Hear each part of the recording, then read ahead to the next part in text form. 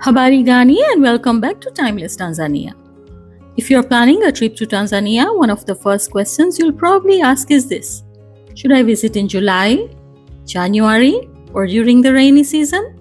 The answer can affect everything from how many animals you see, how crowded the parks are, and even how much your trip might cost. Because I live and work in Tanzania's travel industry, this is a question I get asked often. And the truth is, there isn't one perfect month for everyone. The best time to visit depends on what you want to experience, your budget, and the type of weather you enjoy. So today, I would like to walk you through Tanzania's month by month from a local perspective so you can choose the season that feels right for you.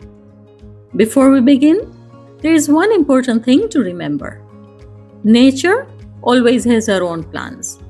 Rain may arrive a little bit earlier or later, animals may move differently from one year to the next, and that's part of what makes Tanzania so special.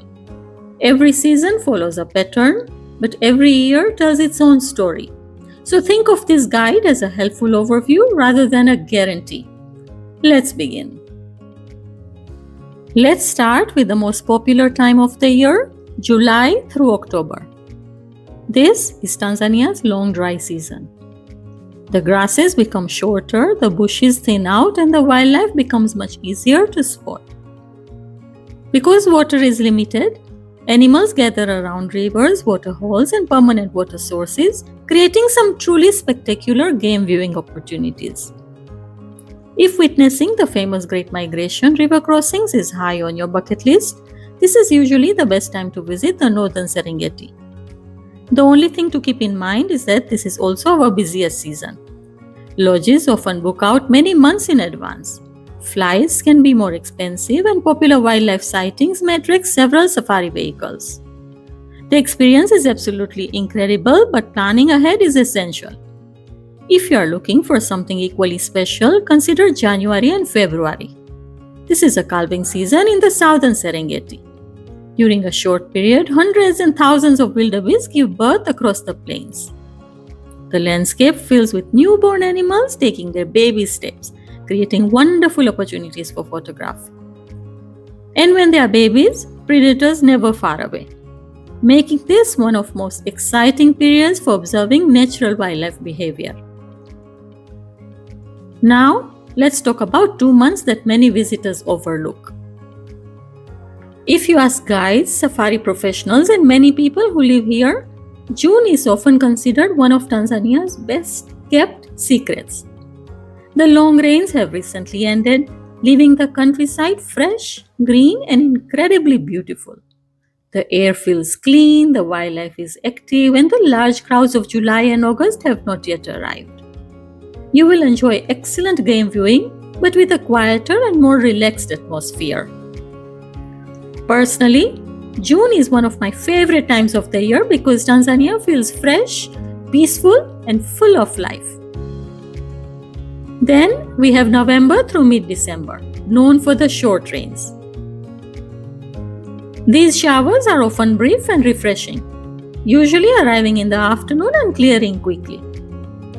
Most safari activities continue as normal.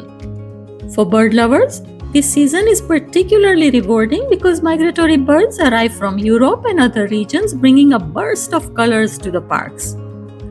You will also find fewer visitors and, in many cases, attractive seasonal offers from the lodges. Just remember that holiday pricing usually begins around December 20th. Now, let's talk about the season that doesn't always get attention it deserves. March, April, and May bring Tanzania's long rains. You'll sometimes hear this called the green season. And personally, I think it's one of the country's most underrated times to visit. Yes, there is significant rainfall. Some roads become muddy and certain remote areas may be more challenging to access. But the reward is extraordinary. The landscapes become lush, vibrant, and breathtakingly green. The animals are healthy and well fed, and the parks feel wonderfully peaceful. Many lodges also offer some of their lowest rates of the year. If you don't mind occasional rain and you value tranquility over crowds, this season can feel surprisingly exclusive. There are moments when it seems as though you have entire stretches of Serengeti almost to yourself. And if you're combining your safari with Zanzibar, the same pattern generally applies. July through October usually offers the most reliable beach weather, while March through May often brings lower hotel rates and quieter island experience. Before we finish, let's have a quick summary. July to October is generally the best time for the Great Migration and classic safari experiences. January and February are ideal if you like to see the calving season and newborn wildlife.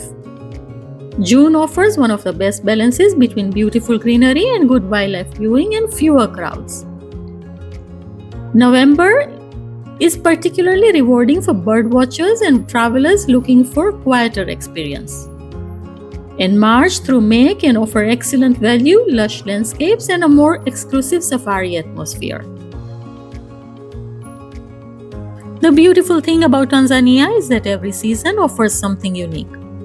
Whether you are dreaming of the Great Migration, newborn wildlife, bird watching, white sand beaches, or simply a peaceful escape into nature, there is no wrong time to visit.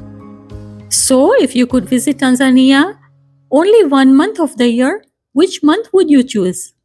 Leave me a comment below.